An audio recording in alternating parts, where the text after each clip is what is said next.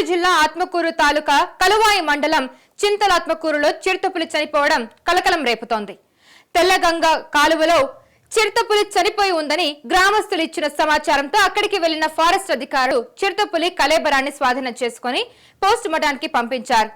అయితే అది ప్రమాదవశాత్తు మరణించిందా లేక అడవి పందులు దుప్పల బారి నుంచి పైరును కాపాడుకోవడానికి రైతులు పొలాలను రక్షణగా పెట్టిన కరెంట్ షాక్ తో మరణించిందా అనే విషయం ఫోరెన్సిక్ అధికారులు ఇచ్చే రిపోర్ట్ను బట్టి తెలుస్తుంది.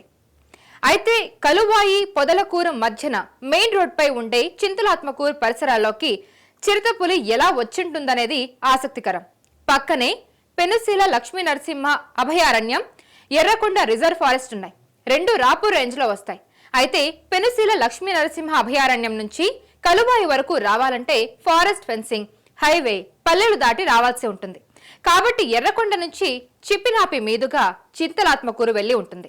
సో ఎర్రకొండ రిజర్వ్ ఫారెస్ట్ మరీ అంత దట్టమైనది కాదు కాబట్టి ఎండాకాలంలో నీళ్ల కోసం తెలుగుగంగ కాలువ దాటి పొలాల్లో ఉన్న బావులు, కుంటలు వెతుక్కుంటూ వెళ్లి ఉండొచ్చు.